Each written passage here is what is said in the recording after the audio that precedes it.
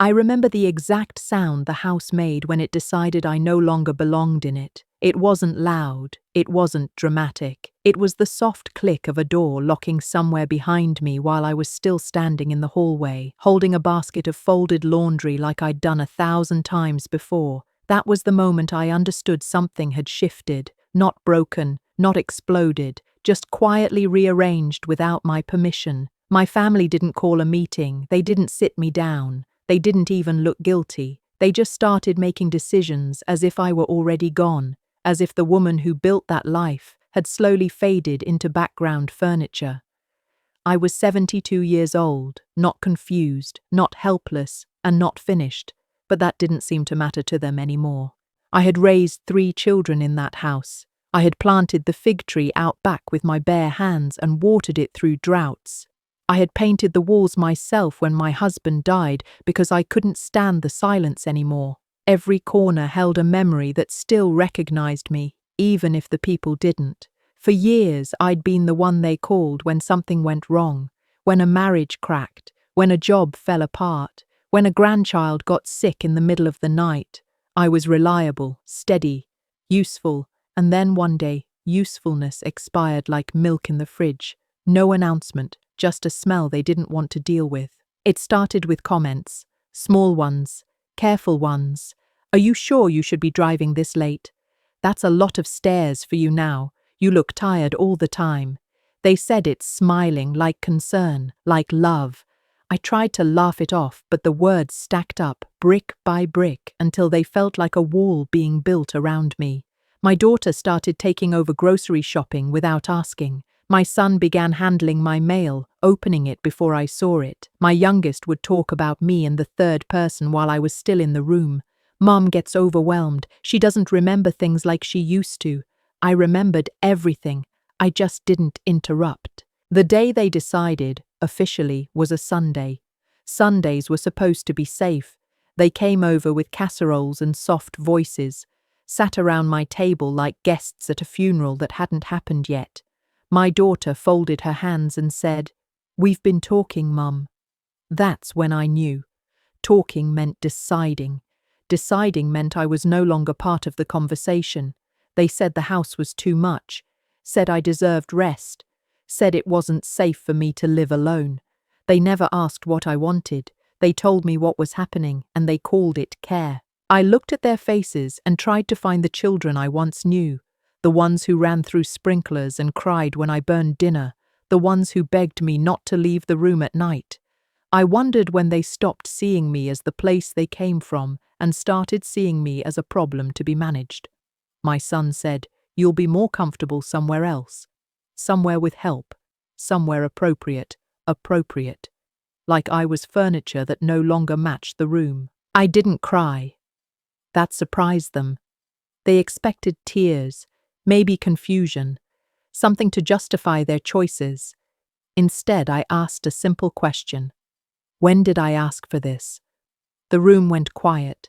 My daughter reached for my hand and said, "You don't have to worry about it." That's when I felt it. Not fear, not sadness.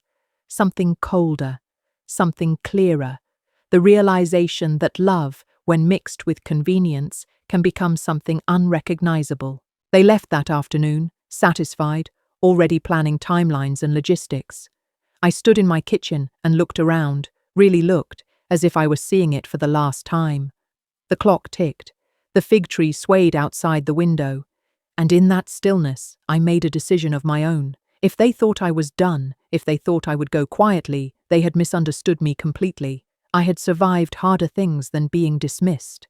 And I wasn't finished yet. That night I slept in my own bed, but it didn't feel like mine anymore. Every sound carried a question. The refrigerator hum felt like a whisper. The floorboards answered back when I shifted my weight, as if the house itself was checking to see if I was still there. I lay awake replaying every conversation from the past year, searching for the moment I'd missed, the signal that my place had been quietly reassigned. Maybe it was when my son installed the handrails without asking. Maybe it was when my daughter-in-law started calling the house too much upkeep instead of home. Or maybe it was earlier than that, when I stopped being asked and started being informed. By morning, I knew something else too. Whatever they were planning, it was already in motion. People don't show up with casseroles and gentle voices unless they've rehearsed the ending.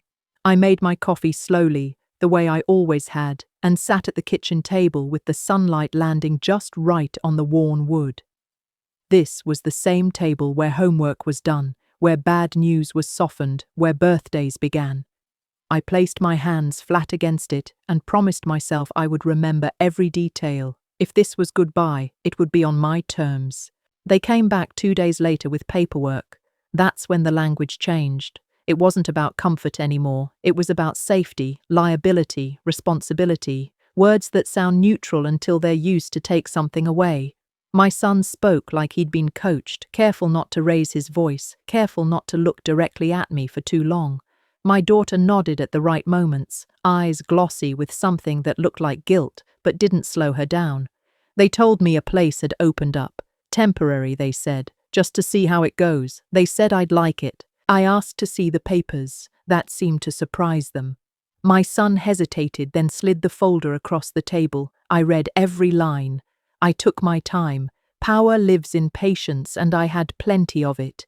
There were forms about care, about consent, about authority, boxes already checked, lines already signed, not by me. I felt my chest tighten, but I didn't let it show. Instead, I asked who decided I couldn't decide for myself. My daughter said, "We're just trying to help." My son said, "You're overthinking it." That was when I understood. They didn't need me confused, they just needed me quiet. The move happened fast after that, faster than I expected. They packed my things with efficiency, labeling boxes like they were sorting donations, essentials, keepsakes, clothes. They didn't ask which mug I used every morning. They didn't ask which sweater still smelled like my husband. They filled the car while I sat on the edge of my bed, hands folded, watching my life reduce itself into categories. When we pulled out of the driveway, I looked back at the house until it disappeared from view. No one else did. The place they took me to smelled like disinfectant and overcooked vegetables, beige walls, soft lighting meant to feel calm but felt dull instead. A woman with a clipboard smiled too brightly and called me dear. My room had a bed I didn't choose and a dresser that wasn't mine. No pictures, no history, just space where a person was supposed to wait. My son kissed my forehead and said he'd visit soon. Soon is a word that stretches until it breaks. That first night I sat on the bed and listened to the sounds around me. Coughing, a television blaring in another room, someone crying out a name that wasn't answered. I felt anger rise, hot and sudden, but beneath it was something steadier, resolve. They thought they had placed me somewhere small enough to forget. They thought distance would soften what they'd done. They were wrong. I wasn't lost, I was observing. And while they believed the story they'd written about me, I was already rewriting the ending in my head. The next morning, I asked for a pen. It was a small request, ordinary enough that no one questioned it. The nurse handed it over with a smile and asked if I liked crossword puzzles. I told her I liked writing things down. That was true. What I didn't say was that writing had always been how I kept myself steady. Lists when my husband was sick, notes when money was tight, receipts when something didn't add up. Paper doesn't forget, even when people do. I sat at the little desk by the window and began with my name at the top of the page, written carefully, the way I signed it on every document that mattered. Seeing it there reminded me who I was. I wrote down dates first. The Sunday they came with casseroles, the Tuesday they brought paperwork, the Friday they moved me. Then I wrote names, my son, my daughter, the facility administrator, the lawyer my daughter mentioned once, offhand, like it was already handled. I wrote what was said and what wasn't, what I agreed to and what I didn't. The longer I wrote, the clearer everything became. This wasn't confusion, this was orchestration, and orchestration leaves fingerprints. Days passed. I learned the rhythm of the place without letting it sink into me. Breakfast trays at 7, meds at 9, bingo on Wednesdays. I smiled when spoken to, I followed rules. Compliance makes people careless. While they assumed I was settling in, I was listening. Staff talk when they think you don't matter. I heard my son's name more than once. Heard phrases like long-term placement and family decision. Heard that he'd called to ask about transferring billing. Each word went into my notebook, quietly, precisely. On the fourth day, I asked to use the phone. They said visiting hours. I said I needed to call my bank. That worked. Money gets respect. I dialed the number I knew by heart and spoke calmly to the woman on the other end, verified my identity, asked simple questions. Had any changes been made recently? She hesitated. Then she told me about a hold placed on my account pending review, authorized by my son. I thanked her and hung up.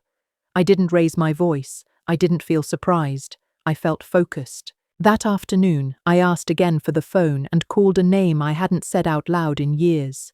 My lawyer. She hadn't handled anything for me recently, but she'd handled enough in the past to remember my voice. When she answered, I didn't explain everything. I said one sentence. I believe my family has taken legal steps without my consent. There was a pause, then a question. Are you safe? As safe as I can be, I said. She told me she'd come. While I waited, I kept writing. I listed assets. The house, still in my name. The savings account my son thought I'd forgotten. The insurance policy I'd never changed. I listed witnesses, neighbors, church friends, people who knew my mind was sharp because they'd spoken to it recently. Each line steadied me further. They had moved quickly, but not carefully enough. They underestimated the woman who raised them. That mistake would cost them. When my lawyer arrived 2 days later, the air in the building changed. Staff straightened, voices lowered. She didn't smile. She asked questions and took notes and asked to see documents. I watched from my chair as explanations stumbled over themselves. By the time she sat beside me, I knew I was going home, even if it wasn't the same home. We left that afternoon. No goodbyes, no ceremony, just a door opening and me walking through it under my own power. As the car pulled away, I didn't look back. I looked forward. Whatever came next would be on my terms. They had tried to make me small, to place me where my voice wouldn't reach them. Instead, they reminded me of something I'd forgotten. I am not finished when someone else decides I am. I am finished only when I say so, and I had a great deal left to say. I didn't go back to the house right away. That surprised my lawyer, but it felt necessary to me. I needed space that belonged only to my thinking, not to memories trying to pull me backward. We checked into a small extended stay hotel on the edge of town, the kind with thin curtains and mismatched furniture, but it was quiet and it was mine for the moment. That first evening I sat by the window with a cup of tea and watched cars come and go, each one carrying someone who thought their destination was permanent. I knew better now. Permanence is a story people tell themselves when they don't want to plan. The next morning we got to work. Real work. The kind that doesn't make noise but changes everything. My lawyer laid documents across the little table like cards in a game I finally understood. Powers of attorney that were never signed by me. Medical forms filled out without my consent. A request to change mailing addresses that conveniently redirected everything important away from my eyes. Each page felt like another confirmation that this wasn't a misunderstanding. It was a decision made with confidence that I wouldn't fight back. I didn't feel anger the way people expect. No shaking hands, no raised voice. I felt something steadier. Certainty. Certainty is dangerous when it belongs to someone who has time. We filed motions to revoke everything that had been done without me. We requested evaluations from doctors who had actually spoken to me instead of about me. We froze accounts my son had already begun using as if they were his. Every step was clean, legal, impossible to argue with if you cared about the truth. While the paperwork moved, I thought about my children in a different way, not as the people I raised, but as adults who had made choices. That distinction mattered. It freed me from the instinct to excuse them. They were no longer confused children making mistakes. They were grown people who had decided I was inconvenient. Accepting that hurt, but it also clarified everything that followed. You don't negotiate with people who don't see you as human. You set boundaries and let consequences do the talking. The notice went out 3 days later. My son received it at the house he was living in, the one he assumed was already his. According to the process server, he didn't open the door at first. When he did, his confidence evaporated. Papers have that effect. They don't yell, they don't explain, they just exist, undeniable and precise. The notice made it clear he had no legal right to be there, no authority over my finances, no standing to make decisions for me. 30 days to vacate, 30 days to understand what he'd done. He called me that night. I let it ring, then ring again. When I finally answered, I didn't speak right away. Silence unsettles people who expect forgiveness. He started explaining before I asked anything, said he was trying to help, said he was overwhelmed, said his wife had ideas, but he agreed because it seemed easier than talking to me, easier than asking what I wanted. I listened until he ran out of words. Then I told him the truth. You don't get to erase me because it's convenient. You don't get my life because you're tired. He went quiet. I hung up. The house sold quickly after that, faster than I expected. A young couple fell in love with it the way I once had, seeing potential instead of ownership. I watched them walk through the rooms, their hands brushing walls I'd painted, their laughter filling spaces that had been tense for too long. When I signed the final papers, my hand shook a little, but not from weakness, from release. Letting go of a place doesn't mean letting go of yourself. Sometimes it means reclaiming yourself. With the money, I made a decision that felt almost gentle in its firmness. I bought a smaller house, one story, sunlit, and close enough to see the old place without being inside it, distance with visibility, a reminder, not a wound. On moving day, I carried my own box inside first. It held photographs, my favorite mug, and the notebook that had started everything. I placed it on the kitchen counter and stood still for a moment, listening. The house didn't question me, it welcomed me. That evening, I sat on the porch and watched the sun go down. Across the way, my son's car pulled into the driveway of the house that was no longer his. He didn't look over, but I knew he felt the shift. Some lessons arrive quietly, like understanding. I wasn't waiting for an apology. I was waiting for peace, and for the first time in a long while, it felt close enough to touch. The neighborhood adjusted faster than I expected. People do that when a story finally makes sense. Neighbors who had waved politely for years began stopping to talk. They asked how I was settling in, commented on the roses I planted along the fence, mentioned how quiet things seemed across the street lately. No one asked directly what had happened, but their eyes said they knew enough. Silence carries information. I let it. I had spent too long explaining myself to people who had already decided who I was. Here, I didn't need to explain anything at all. My grandson was the first to cross the space between the houses. He was hesitant, standing at the edge of the walkway like he wasn't sure which side he belonged on. I opened the door before he knocked. He looked relieved, like he'd been holding his breath for weeks. We sat on the porch with iced tea and said very little at first. Then he told me what he'd been told, that I was confused, that I was sick, that moving me was the responsible thing. He looked at me carefully when he said it, like he was checking for cracks. I met his gaze and smiled. He nodded once, understanding more than he said. From then on, he came often, after school, on weekends, sometimes just to sit. He helped me in the garden, listened when I told stories about his grandfather, asked questions no one had asked me in years. With him, I felt something return that I hadn't realized was missing.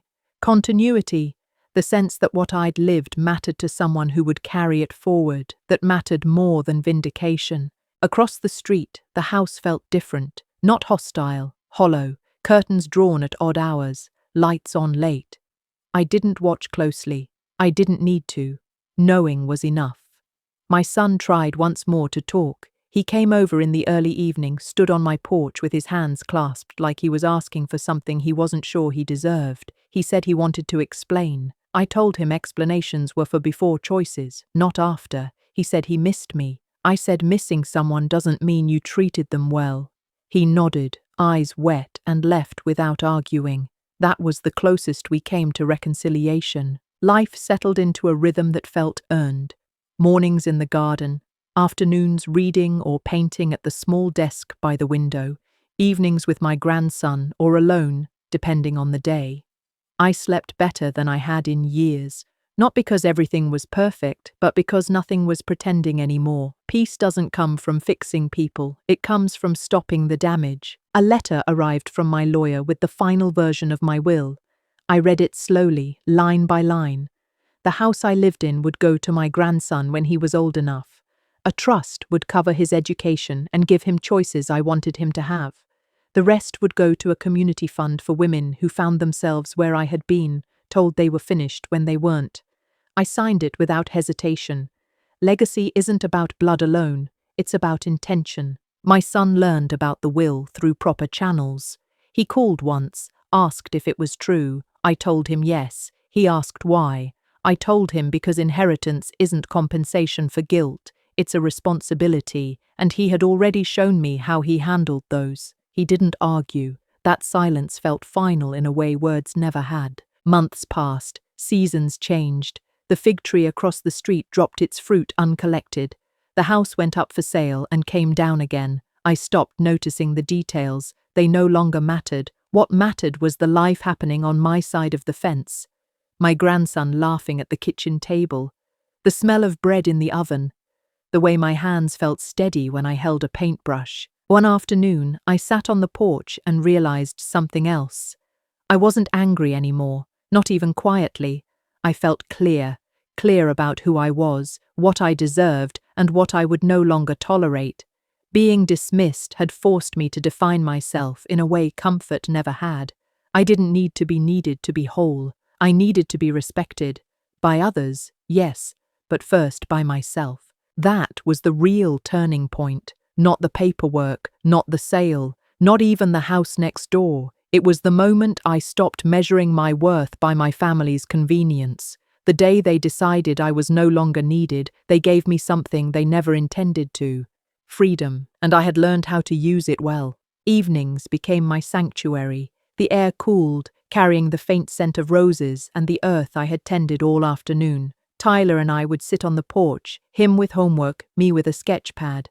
I painted the new house from every angle, imagining what it would look like when fully alive again. The sunlight hit the walls differently each day, and I caught myself marveling at small details I would have overlooked before, how the wind caught the curtains, the way shadows stretched across the lawn, the rhythm of the neighborhood settling into an uneasy peace.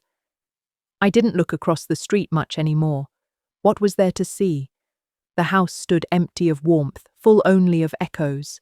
That silence suited me just fine. Tyler became my shadow in the best possible way. He asked questions I hadn't thought about in years. "Grandma, why did you plant so many roses?" he asked one afternoon, tucking soil under his nails. I smiled, taking a sip of iced tea. "Because some things are meant to bloom even when people try to step on them," I said, and he nodded, like he understood on a level too deep for his age. Sometimes I wondered if he knew more than he let on, how carefully he watched me reclaim my life while others had tried to erase it. Perhaps he did. Children see more than adults give them credit for. Across the street, the quiet intensified. Jason's attempts to peek through the blinds or leave messages faded into nothing. Danielle moved out fully, leaving behind remnants of a life that had never been theirs to claim. Tyler and I would sometimes joke about the haunted house next door, laughing quietly so no one else would hear. That humor was a shield as much as it was relief. After months of tension, there was room to breathe, to live.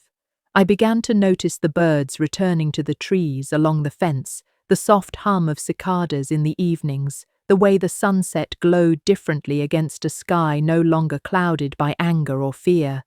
Life, in its small, ordinary ways, was beautiful again. I reconnected with old friends I had lost touch with during the chaos. They visited, bringing meals and stories. We laughed over shared memories, and in that laughter, I felt a revival of something I had almost forgotten: joy. It was delicate at first, a timid sort of hope that asked permission before showing up. But it stayed, growing stronger each day. One afternoon, Mrs. Callahan from across the street stopped by with a basket of lemons from her tree. "Thought you might like to make lemonade," she said. Her eyes held understanding. No need for words beyond that. We both knew what had happened, and we both knew that what remained was far more important than the past. The house became a canvas for life. I painted small murals in the kitchen, tried new recipes in the oven, and started a vegetable patch with Tyler. We grew tomatoes, peppers, and basil. The garden flourished under his small, careful hands and my steady guidance. I realized that nurturing didn't stop at raising children. It could continue, branching outward in ways I had never anticipated. Each tomato vine, each sprouting pepper was a tiny victory, proof that life could persist even after betrayal, even after pain. I began journaling again, but differently this time. Not with plans of revenge or lists of grievances, but with reflections, observations about the day, small victories and moments of connection. I wrote about the taste of fresh bread, the sound of Tyler's laughter, the feeling of soil under my fingernails. Writing became a meditation, a way to mark time, not as a record of what had been stolen, but as testimony to what had been reclaimed. I realized that memory could be a tool of empowerment rather than imprisonment. Each entry fortified the sense of self I had rebuilt, brick by brick. Tyler thrived in ways I hadn't anticipated. His schoolwork improved. He began to show interest in art and music. One day, he brought home a small watercolor set and asked if I could teach him how to blend colors. I laughed softly, delighted at his curiosity. Together, we painted small landscapes and portraits, our hands occasionally smudging paint on one another. The act of creating something new felt symbolic, proof that life continues even after it's been disrupted, that beauty emerges from patience and care. One evening, while we were painting, I noticed a car across the street. Jason had come back, parked awkwardly, trying to catch a glimpse of the life he had attempted to erase. Tyler saw it too, and his hand froze mid-stroke. "He's here," he whispered. I didn't flinch. I didn't look over. I simply kept painting. Sometimes presence is its own message. The world doesn't have to speak to enforce truth. Tyler seemed to understand that instinctively. He smiled faintly and returned to mixing colors, leaving the past where it belonged. The months continued with subtle victories. I met neighbors I had never spoken to before, exchanged recipes, shared stories, and offered advice. I became involved with the local community center, helping other older women navigate challenges I had experienced firsthand. It wasn't just charity, it was solidarity. In these actions, I found a purpose larger than myself. My experiences, once a source of anger, became tools to guide and protect others. I realized that the true inheritance I could leave wasn't a house or money, but knowledge, guidance, and empowerment. Across the street, silence remained. Jason seemed diminished in ways that didn't require my intervention. Danielle's absence left the house hollow, and he stayed, inert, unable or unwilling to engage meaningfully. Tyler noticed it too and occasionally commented on the quiet, but he never gossiped or expressed judgment. He simply observed, learning lessons about boundaries, consequences, and resilience firsthand. In this way, the story of betrayal and recovery became part of his education. He understood, even at 14, that respect and integrity mattered more than convenience or inheritance. Winter arrived, cold and crisp. Snow blanketed the rooftops and gardens, a rare quiet that emphasized the contrast between the life we had rebuilt and the ghost of the life left behind. Tyler and I trudged through the snow, collecting branches for kindling and helping the neighborhood birds find sustenance. The act of caring, of maintaining even small responsibilities, reinforced a sense of purpose that no amount of betrayal could erase. The physical labor grounded us, a counterpoint to the emotional turbulence we had survived. I realized that peace is not a static state. It requires attention, mindfulness, and sometimes deliberate action to protect it. Watching my grandson thrive, engaging with neighbors, contributing to the community, and maintaining my household, these acts became rituals of reclamation. Each choice reinforced that life, in its ordinary and extraordinary moments, was ours to shape. I didn't dwell on vengeance anymore. That chapter had closed. What remained was living fully, consciously, and without fear of being dismissed again. One evening, after Tyler had gone to bed, I stood on the porch with a cup of jasmine tea. The stars were sharp in the cold sky. I reflected on everything we had endured: betrayal, isolation, legal battles, emotional exhaustion. And yet, the story ended not with rage, but with reclamation. I understood that the real triumph wasn't in the discomfort of those who had wronged me, but in the full, authentic life I was now able to live. That understanding carried a weight far more satisfying than revenge ever could. I began planning small improvements to the house: a new fence, repainting the shutters, planting perennials that would bloom every spring. Tyler offered suggestions, his voice eager and proud. We worked together, side by side, not as caretaker and child, but as collaborators in a shared space.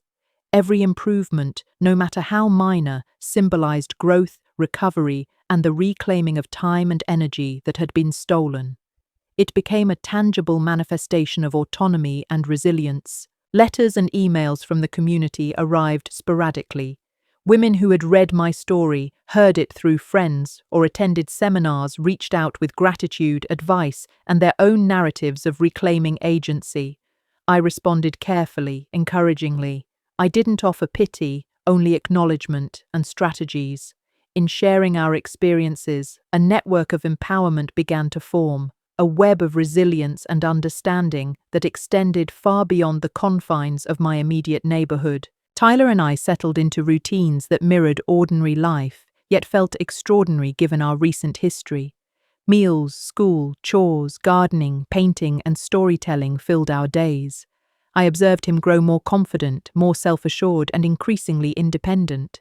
At night, as we sat on the porch, I told stories about his grandfather, about our family history, and about lessons learned from adversity. He listened attentively, absorbing not just facts but values, ethics, and the knowledge that dignity is self-determined. Across the street, Jason remained a quiet presence, mostly confined to his house. Occasionally, I glimpsed movement through the curtains, a brief acknowledgement of our existence.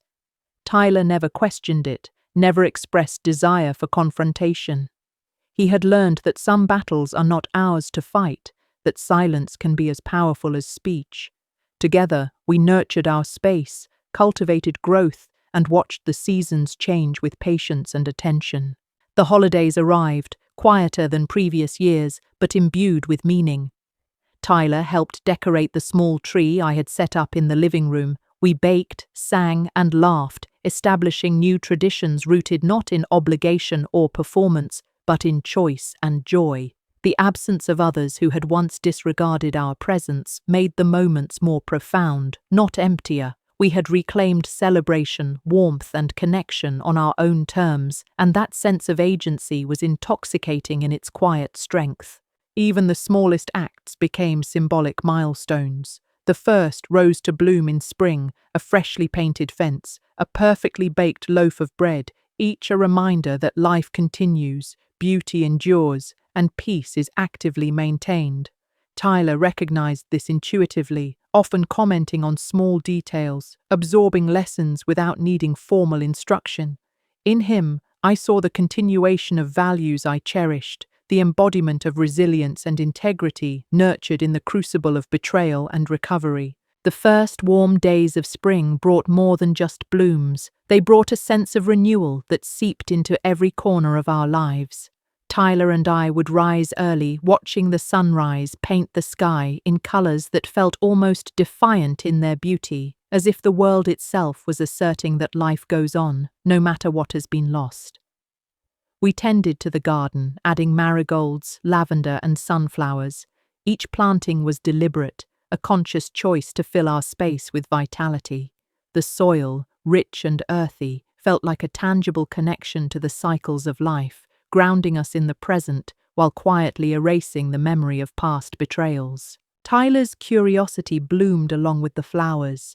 One morning he asked, "Grandma, why do we have to plant marigolds near the tomatoes?" I smiled, wiping sweat from my forehead. "They protect the tomatoes from pests," I explained, and he nodded, absorbing the lesson like a sponge. I realized that these small acts of care, which I had once taken for granted, now carried a deeper resonance. Teaching him was not just about gardening, It was about nurturing patience, observation, and an appreciation for interconnectedness.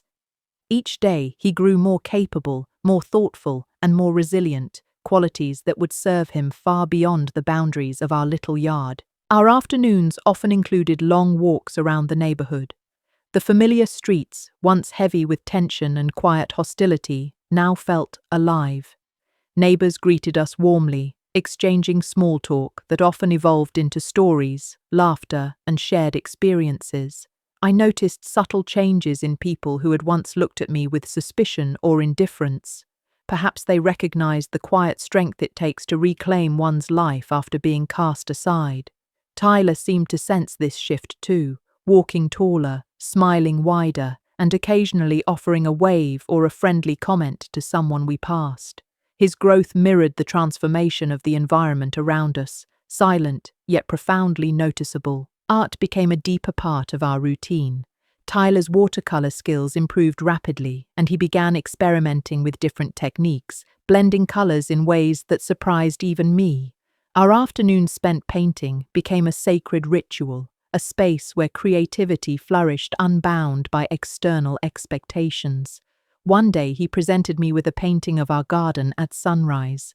"I wanted to show how peaceful it is here now," he said, his eyes bright. I felt a swell of pride and gratitude. The painting captured more than light and color. It captured healing, resilience, and the enduring presence of joy in a life that had once been overshadowed by cruelty. Evenings were reserved for quiet reflection. Tyler would often read aloud, choosing books that sparked his imagination and encouraged him to ask questions about the world. I listened, occasionally offering insights, corrections, or additional context. These moments, though simple, became foundational in shaping his understanding of ethics, empathy, and human resilience. I realized that our recovery wasn't just about reclaiming a home or personal peace. It was about creating a life worth living, rich with purpose, love, and meaningful connections. The past occasionally intruded, subtle but unmistakable.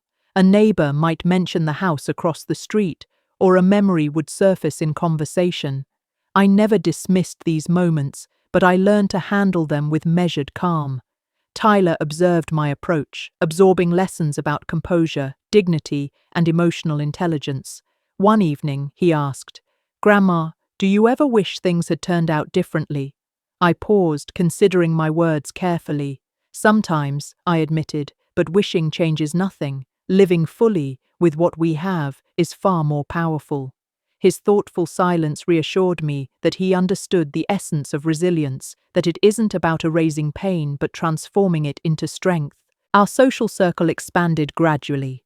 Friends from community groups, neighbors, and even former acquaintances began to reconnect. We hosted small gatherings in our backyard, sharing meals, stories, and laughter.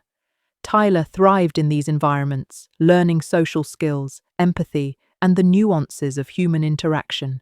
Each event, each conversation, reinforced our sense of belonging and the reality that life could be both joyful and stable. The contrast between our current life and the previous period of isolation and betrayal could not have been starker. School events became milestones for Tyler, and I made it a point to attend as many as possible. His confidence, nurtured at home, translated seamlessly into public spaces. Whether it was a science fair, a music recital, or a sports event, he participated fully, unafraid to take risks and showcase his abilities. I cheered silently in the audience, recognizing that these achievements were not only his own, but also a testament to the resilience we had cultivated together. The once distant possibility of a normal, happy life now felt tangible, within our grasp. One afternoon, as we prepared a community garden project, I noticed Jason from across the street observing us from his porch. He didn't approach, didn't speak, he simply watched. Tyler caught my glance and asked, "Is he going to say something?" I shook my head gently. "Some people just watch. That's their choice." The simplicity of the lesson struck me. Our lives no longer revolved around the reactions or judgments of those who had once caused harm. Observation without interference, distance without hostility, that was the boundary we maintained. Tyler seemed to internalize this effortlessly, a sign that he was learning the subtle art of emotional autonomy. The arrival of summer brought new challenges and joys. Heat waves prompted early morning gardening sessions and late-night porch conversations. The long sunlit days allowed for exploration, bike rides, nature walks, and trips to nearby parks. Tyler discovered a love for photography, capturing images of flowers, insects, and sunsets. I encouraged him, offering tips and celebrating his successes. Photography became a metaphor for our journey, observing, framing, and appreciating moments that might otherwise be overlooked, documenting growth and transformation. Meals took on renewed significance. Cooking together, we experimented with recipes from different cultures, learning new techniques and flavors. Tyler's culinary curiosity mirrored his artistic one, a blend of creativity and precision. We laughed when dishes failed spectacularly, celebrated when flavors harmonized perfectly, and always reflected on what each experience taught us. These moments reinforced the idea that life is a series of experiments, some successful, some not, but all valuable for the lessons they impart. Evenings often ended with storytelling. Tyler, inspired by the day's events, would create elaborate tales, weaving together reality and imagination.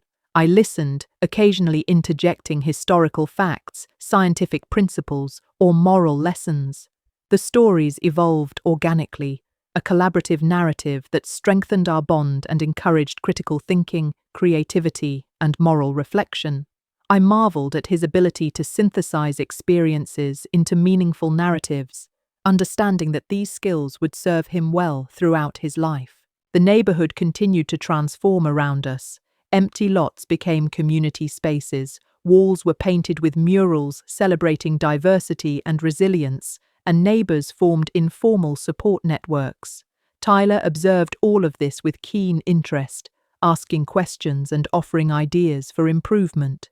Our lives, once overshadowed by isolation and hostility, had become intertwined with the broader community, fostering connections, purpose, and shared responsibility. The contrast between the past and present could not have been more striking, underscoring the power of perseverance and intentional living. Winter approached again, bringing a reflective quiet. We prepared for the season by planting bulbs, insulating the house, and creating cozy indoor spaces. Tyler and I spent hours planning projects for the coming year, discussing goals, dreams, and strategies for growth. These conversations, grounded in reality yet infused with hope, reinforced a sense of agency and preparedness. We were not merely surviving, we were actively shaping our lives, anticipating challenges, and embracing opportunities with equal vigor. Tyler began mentoring younger children in the neighborhood, sharing knowledge about gardening, art, and storytelling. I watched with pride as he guided them patiently, answering questions and encouraging experimentation. His confidence, empathy, and resilience had become tools not just for his own growth but for the enrichment of others. I realized that our recovery had extended beyond personal healing. It had become a catalyst for positive influence, rippling outward in ways we had never anticipated. Letters from community members continued to arrive, sharing gratitude, advice, and personal stories. We responded thoughtfully, building a network of support and empowerment. The impact of our experiences had multiplied, transforming personal trials into collective growth. Tyler understood the importance of these exchanges, seeing firsthand that sharing knowledge and compassion amplifies resilience, creating a legacy far more enduring than any material possession. Tyler's school year ended with accolades, recognition, and a renewed sense of self. He had transformed from a quiet observer into an active participant in his own growth, guided by principles of empathy, resilience, and curiosity. I marveled at the journey we had undertaken together, the distance we had traveled from fear and betrayal to confidence, agency, and joy. It was a testament to the power of deliberate care, consistent effort, and unwavering love. The final stretch of our journey felt like standing at the edge of a vast, sunlit horizon. Tyler and I had grown into a rhythm that balanced reflection, creativity, and forward momentum. Each morning, he would rise early, eager to tackle new challenges, sometimes gardening, sometimes painting, sometimes testing out a new recipe in our kitchen. I watched him with a mixture of pride and quiet amazement, seeing the boy who had once been cautious and hesitant now radiate confidence, curiosity, and resilience. Our mornings often began with shared breakfast rituals, fresh fruit, homemade bread, and the inevitable discussions about the day ahead. These conversations were no longer superficial. They were explorations of ideas, moral questions, and strategies for handling both success and failure. Tyler asked questions that reflected his growing understanding of the world, and I found myself continually challenged to provide answers that were thoughtful, nuanced, and grounded in empathy. As winter slowly receded into spring, our garden became a symbol of transformation. The bulbs we had planted during the cold months now sprouted in brilliant bursts of color, defying the memory of frost. Tyler reveled in documenting these changes through his photography, capturing the subtle transitions of light, texture, and form. He began experimenting with angles, depth, and composition, and I noticed a maturation in his artistic eye, a metaphor perhaps for the way he had grown emotionally and intellectually. One afternoon, he proudly displayed a series of photographs that depicted the garden from multiple perspectives. "See, Grandma," he said, "even the same flower can tell different stories depending on how you look at it." I smiled, realizing that he had internalized a powerful lesson about perspective, resilience, and the importance of approach in shaping experience. Community engagement continued to play a central role in our lives. Tyler joined local clubs, volunteered for environmental projects, and even helped organize neighborhood cleanups. I supported him, offering guidance when needed, but encouraging him to take initiative and ownership of his contributions. Observing his interactions with peers, neighbors, and mentors, I saw the depth of his empathy, his willingness to listen, and his capacity for leadership. He had transformed from a quiet child shaped by fear and uncertainty into a young person capable of inspiring and uplifting those around him. These transformations were not accidental. They were the result of sustained nurturing, intentional exposure to diverse experiences, and the constant reinforcement of values rooted in kindness, responsibility, and resilience. We also began exploring more structured educational opportunities for Tyler. Summer programs, workshops, and creative classes offered new challenges and avenues for growth. I encouraged him to experiment boldly, to fail safely, and to embrace the lessons embedded in each setback. He thrived in these settings, quickly developing both technical skills and interpersonal acumen. Teachers and facilitators noticed his curiosity, his willingness to help others, and his innovative approach to problem solving. Each new experience reinforced his sense of competence and agency, creating a feedback loop that fueled both personal and social development. Our evenings continued to be a sanctuary of reflection and connection. Tyler's reading habits evolved, encompassing a broader range of subjects, from history and science to philosophy and fiction. We debated ideas, questioned assumptions, and explored ethical dilemmas, always emphasizing critical thinking and moral responsibility. Storytelling remained central, though the stories now carried more complexity, weaving together imagination, historical context, and lessons drawn from lived experiences. Tyler's capacity to synthesize information, draw conclusions, and articulate insights became increasingly sophisticated, leaving me in awe of his intellectual and emotional growth. Travel became another avenue for learning and bonding. We ventured on trips to nearby towns, national parks, and historical sites, each journey offering a blend of education, adventure, and reflection. Tyler meticulously documented these excursions through photographs, journals, and sketches. Each trip reinforced the connection between observation, analysis, and creativity, teaching him to find meaning in both the extraordinary and the everyday. We also used these opportunities to engage with diverse communities, learning about local traditions, environmental practices, and social initiatives. Tyler's ability to navigate these experiences with respect, curiosity, and confidence was a testament to the resilience and values we had cultivated together. Social relationships deepened further. Tyler formed friendships based on mutual respect, shared interests, and emotional support. We hosted gatherings where neighbors, friends, and mentors could connect, exchange ideas, and collaborate on projects.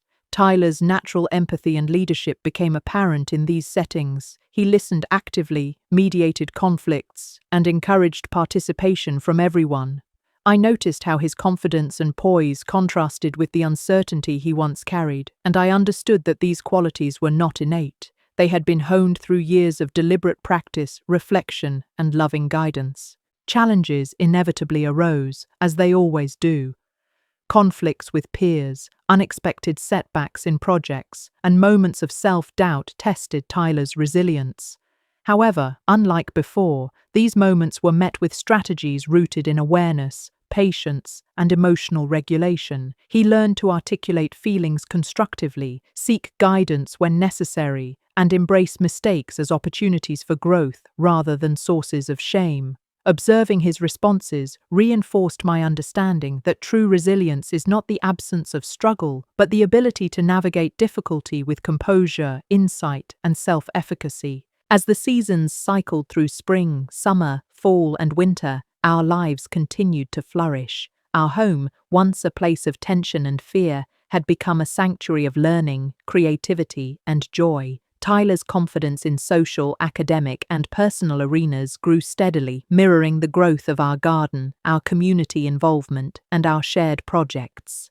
The boy who had once been quiet, uncertain, and overshadowed by the weight of others' decisions was now an active participant in shaping his destiny, equipped with the tools, perspective, and support to thrive. I often reflected on the contrast between our current reality and the days when we had felt cast aside, unworthy, and powerless. The transformation was not sudden or magical. It was incremental, deliberate, and deeply rooted in love, patience, and intention. Each small victory, whether a completed project, a successful recipe, a new friendship, or a photograph capturing beauty, contributed to a larger narrative of resilience and empowerment. Tyler's growth was inseparable from the environment we had created together, a space that emphasized agency, curiosity, empathy, and the courage to overcome adversity. Late nights were reserved for contemplation and planning. Tyler and I would sit by the window, watching the stars emerge one by one, and discuss future goals, ambitions, and dreams. We spoke about long-term aspirations, educational achievements, creative endeavors, community projects, and personal growth. These conversations were grounded in realism but infused with hope and possibility. I encouraged Tyler to consider multiple perspectives, weigh risks, and embrace opportunities boldly while maintaining integrity and compassion. These discussions became a blueprint for approaching life strategically, creatively, and ethically. Artistic exploration remained central. Tyler's painting and photography skills reached levels that garnered recognition within our community. He experimented with mixed media, digital editing, and collaborative projects with other young artists. I encouraged him to submit work to local exhibitions, participate in contests, and share his creations online. Each endeavor reinforced the importance of practice, critique, and perseverance, highlighting the relationship between effort, skill development, and public acknowledgement. Beyond accolades, the true reward was the sense of accomplishment and self-expression that flourished with each completed piece. Health and well-being were also priorities. Tyler developed habits of physical activity, balanced nutrition, and mindfulness practices. We took walks, hiked trails, and engaged in yoga and meditation sessions together. These routines nurtured his body and mind, teaching him to appreciate the interconnectedness of physical health, mental clarity, and emotional resilience. I observed how these habits strengthened his capacity to handle stress, approach challenges with focus, and sustain energy for his many activities. As Tyler matured, he began mentoring younger children formally through community programs and schools. He guided them in gardening, art, and storytelling, sharing the lessons he had learned firsthand. Witnessing his leadership and empathy in action was profoundly rewarding. I realized that our journey had not only healed personal wounds, but had also cultivated a ripple effect of positive influence. Tyler's guidance empowered others, reinforcing values of curiosity, creativity, resilience, and compassion across generations. The culmination of our efforts was a sense of deep, abiding confidence. Tyler approached each day with enthusiasm, curiosity, and self-assurance. Our home remained a sanctuary, our garden a testament to care and growth, and our community connections vibrant and supportive. Looking back, it was clear that our journey from exclusion, fear, and uncertainty to empowerment, connection, and joy had been arduous, yet profoundly transformative. Every step had required patience, deliberate action, and unwavering belief in the potential for growth and healing. I often reflected on the pivotal lesson: true belonging and self-worth are not granted by others. They are cultivated from within and reinforced by intentional environments, nurturing relationships, and purposeful action. Tyler embodied this truth, exemplifying resilience, empathy, and agency. Our story was not one of despair or victimhood. It was a testament to the enduring power of love, guidance, and deliberate effort. The transformation of our lives had been complete, nuanced, and deeply fulfilling, proving that even in the aftermath of rejection and exclusion, a life of joy, purpose, and empowerment is possible. As we prepared for another cycle of seasons, our outlook remained optimistic and grounded. Tyler's journey of growth continued, shaped by experiences, reflection, and active participation in both personal and communal life. The lessons learned, the importance of perspective, resilience, empathy, creativity, and agency were embedded in his character, ready to guide him through new challenges and opportunities. Our lives, once defined by limitation and exclusion, had been redefined through intentional action, mutual support, and the unwavering belief that every individual deserves respect, care, and the opportunity to thrive.